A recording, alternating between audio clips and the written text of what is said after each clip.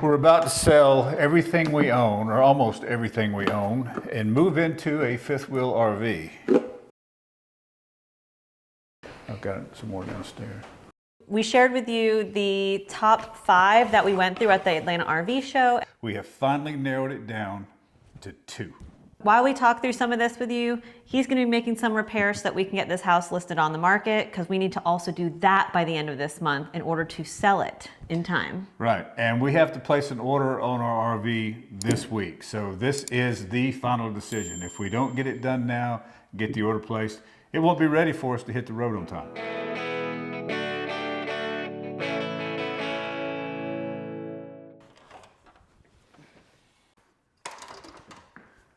The 5 RVs we shared with you from our last video when we were down at the RV show that met all of our criteria for working and living in full time were the Grand Design Solitude 414 LJMJ, the Brinkley 4150, the Brinkley G3970, the Jayco Pinnacle 38 FBRK, and then the Axiom Vendetta 4250. The first RV we eliminated was the Axiom. The mini split air conditioning system is very different from most RVs on the market, but having a generator and mini splits mounted underneath raised some concerns for us, especially when it comes to ground clearance and long-term durability. There were some good things about the Axiom, but overall it just didn't feel like it was going to work for us. We eliminated the Brinkley 4150 from our list. The Brinkley 4150, I really like that front office. And of course, one of the things that we have been talking about this whole time is having office space for us to set up and work. But it's not big enough for 2 people. The second thing about it was, I don't think Jess liked the collapsible walls in the garage for the bathroom. We also looked closely at a Jayco, but when we started to think about where we would actually work every day, we realized the workspace would end up right in the middle of the living area. The Jayco was a nice coach.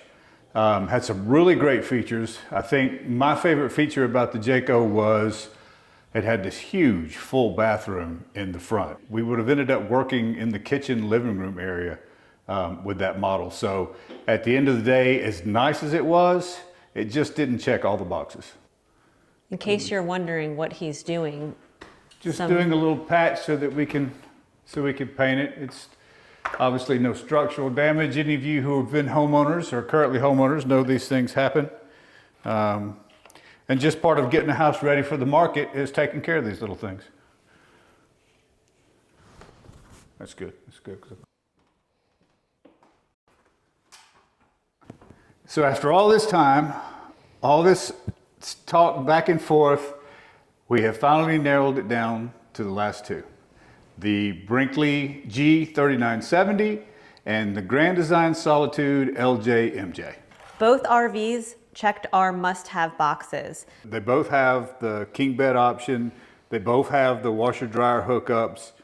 They both fit into that gross vehicle weight and pin weight that we discussed. So all of the major things, they check the boxes. Yeah. It's just those minor conveniences and where we're going to work that really is the final decision. And we have gone back and forth all week this week discussing this ad nauseum.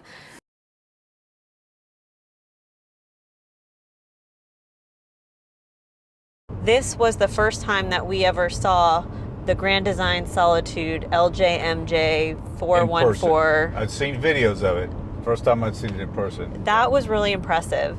So the whole idea behind that one is that it was designed by full-timers, or at least they had quite a bit of influence or say-so over it, and you could tell. Number one, I think the most obvious, anybody that sees it, the most obvious thing is that side porch, that outside. That was so cool. Dining area, recreation area. It was right off the living room. It didn't take up space going, front to back. So when you're thinking about parking at a campsite. The kitchen was really unique too. It had, it was a different design than I'd seen in any of the others. It had like a pull-out pantry. Above the counter space. Above the counter space. Yeah. So that was really cool. The slide down spice rack, and just overall like a really good flow and feel inside of that model. The Solitude did not have a generator, but had the built-in spot for the generator and the firewall or whatever that was. It was ready for. It's ready for an onboard generator. It's prepped for it. Grand Design had that great storage space in the back underneath the bunker. Yeah, with a huge slide out. Yeah, the slide out storage. Having a place for visitors. Visitors would have to stay in either the bunkhouse that dropped down or the living room. Or the living room. Right, but obviously less privacy there. Correct. And then that would also have to serve as the office. Correct. 2 desks in there. Right. So we would have to get creative in how we would turn that into a double workspace / guest area, because that's essentially what that back area would be. What? This is a speed bump? What is the speed limit here? That's probably why. Lower than I was going. Now with the Grand Design, we would have to do something a little different. I think that's where the hitch would come in. We'd have to have a hitch on the back of it for a motorcycle carrier. Right. For the Solitude. Washer dryer hookup, so we're in the bedroom, the front part. The built-in laundry basket hamper area. Oh, the pass-through hamper. That was really cool too. Yeah, so you could. Was it a pass-through?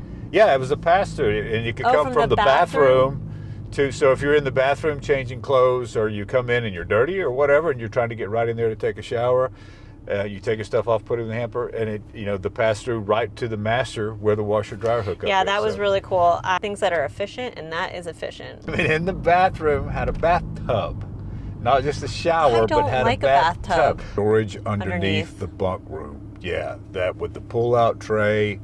And you could, the great thing about it is not only could you access it from the back where the pull-out tray was, but you could access it from the off-camp side. So we were really impressed with the Grand Design. It comes, pre-wired, pre-built for solar. It comes pre-wired for onboard generator. Yep. He's not drowsy at all. No. Belle likes to yell at us. Yeah. She can't even see your eyes. Uh-uh. How does she know you're drowsy? I don't know, but she told me drowsiness detected. Press OK to clear. Yeah. I've cleared it. Thank God. If you hear us say Belle, we're talking about our truck.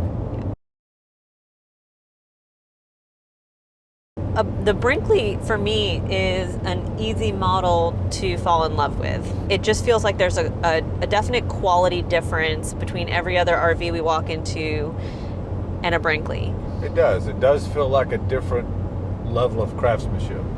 With that being said, it comes with a different price tag.